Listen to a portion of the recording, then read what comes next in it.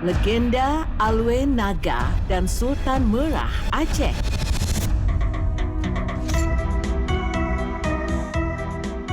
Di ujung barat Pulau Sumatera berdiri sebuah kota yang syarat sejarah, jejak peradaban dan kekayaan budaya yang tak ternilai. Kota itu adalah Banda Aceh, dikelilingi pegunungan hijau yang asri dan hamparan lautan luas yang seolah tak bertepi. Tak hanya alam yang indah, tapi Aceh juga menyimpan sisi mitosnya sendiri. Aceh menyimpan sebuah legenda yang terus diceritakan turun-temurun. Legenda Alwe Naga dan Sultan Merah. Kisah ini dipercaya berawal dari peristiwa besar yang pernah terjadi di salah satu wilayahnya, menghubungkan sejarah, kekuasaan, dan cerita rakyat yang hingga kini masih menyisakan tanda tanya bagi siapapun yang mendengarnya. Konon, Sultan Merah dikenal sebagai seorang pemimpin yang penuh kebaikan dan kebijaksanaan. Sosok yang tak pernah menutup telinga terhadap jeritan rakyatnya, bahkan bagi mereka yang tinggal di desa-desa terpencil. Ia kerap turun langsung ke pelosok, mendengarkan keluhan tanpa sekat kekuasaan.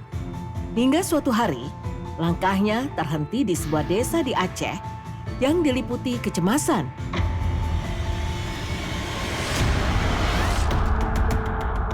Ketika warga mengadu tentang hewan ternak yang menghilang secara misterius dan gempa yang semakin sering mengguncang tanah mereka. Dengan suara bergetar, seorang warga berkata, "Sultan, sapi saya hilang tadi dini hari, dan 2 kambing milik tetangga saya juga menghilang tanpa jejak."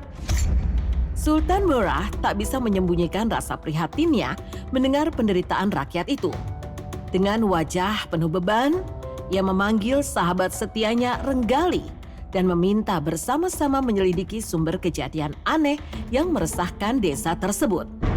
Tanpa ragu, Renggali menyetujui permintaan tersebut dan berangkat menuju sebuah bukit yang sejak lama dipercaya warga sebagai asal mula gempa. Setibanya di sana, ia mendapati genangan air yang sangat luas. Dan dari kedalamannya terdengar suara menggelegar dan menggetarkan tanah di sekelilingnya. Dengan keberanian, Renggali mendekati sumber suara itu. Seketika matanya terbelalak saat semak belukar tersibak, menampakkan sesosok naga besar yang selama ini tersembunyi.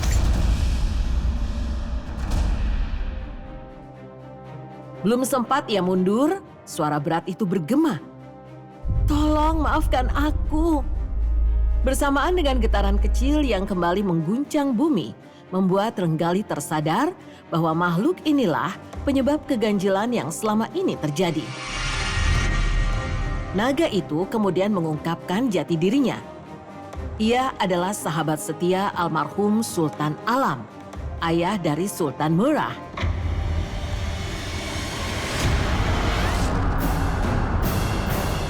Sejak kepergian sang sultan, rasa rindu dan kesedihan mendalam membuatnya meratap tanpa kendali.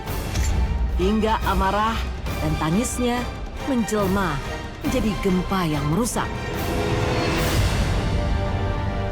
Dengan suara lirih penuh harap, sang naga memohon kepada Renggali agar memanggil Sultan Alam. Meski ia tahu sahabatnya telah lama tiada, seolah enggan menerima kenyataan yang menyakitkan itu. Saat Sultan Merah mendengar permohonan sang naga, wajahnya berubah. Dengan suara tenang namun penuh wibawa, ia bertanya, "Apa sebab kau hanya bisa terdiam di sini, wahai saudaraku?" Pertanyaan itu membuat naga tersebut terdiam lama, seolah kenangan lama kembali menekan batinnya. Angin di sekitar bukit terasa berat, dan air di genangan itu beriak pelan, seakan ikut mendengar pengakuan yang akan terucap.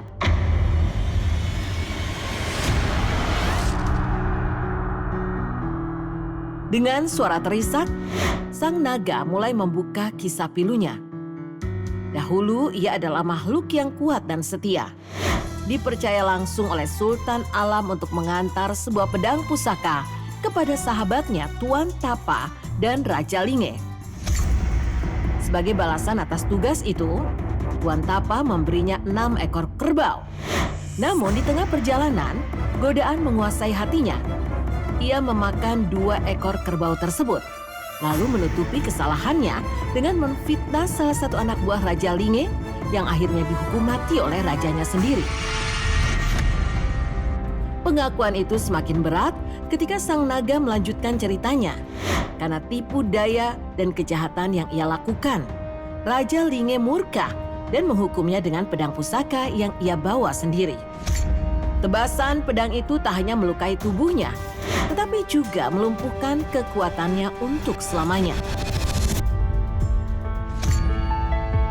Sejak saat itu, sang naga hidup dalam penyesalan. Terperangkap di tempat itu, meratapi kesalahannya, hingga getaran kesedihannya mengguncang bumi dan menimbulkan gempa yang dirasakan oleh manusia. Sultan Murrah dan Renggali terdiam lama setelah mendengar pengakuan sang naga. Di hadapan mereka bukan lagi sosok makhluk buas yang menakutkan, melainkan jiwa yang terpenjara oleh penyesalan dan hukuman masa lalu. Dengan hati yang diliputi belas kasihan, Sultan Murrah memutuskan untuk mengakhiri penderitaan itu.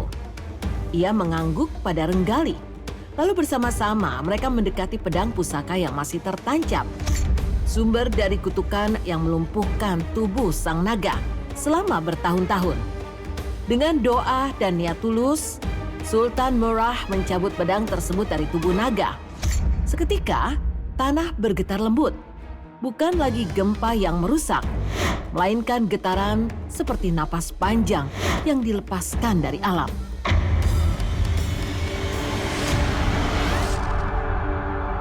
Tubuh naga perlahan pulih, sisiknya kembali berkilau dan matanya yang redup memancarkan cahaya haru.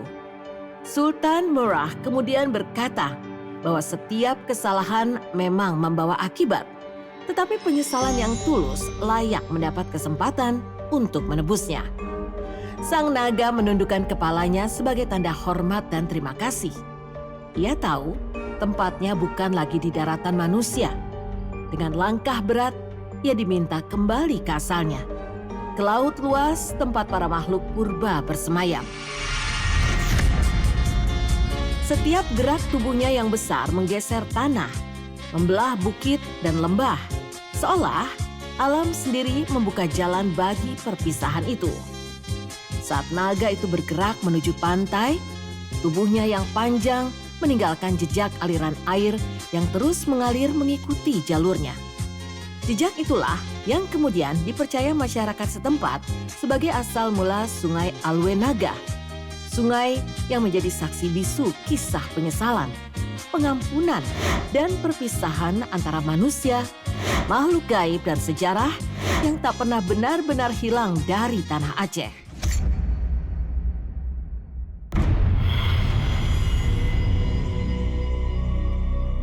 Menguak misteri di reruntuhan Keraton Surosowan, Banten.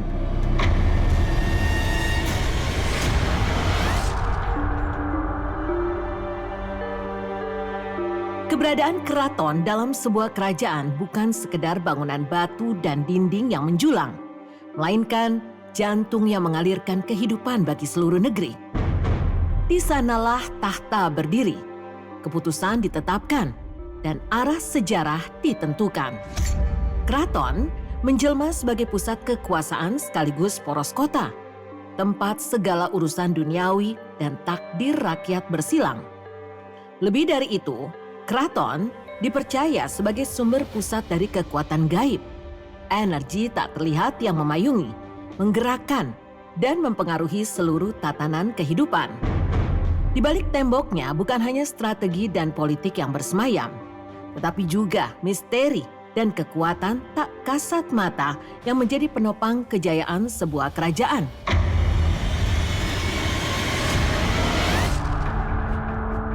Keraton Surosowan merupakan saksi bisu kejayaan Kesultanan Banten yang berdiri tegak di desa Banten, Kota Serang.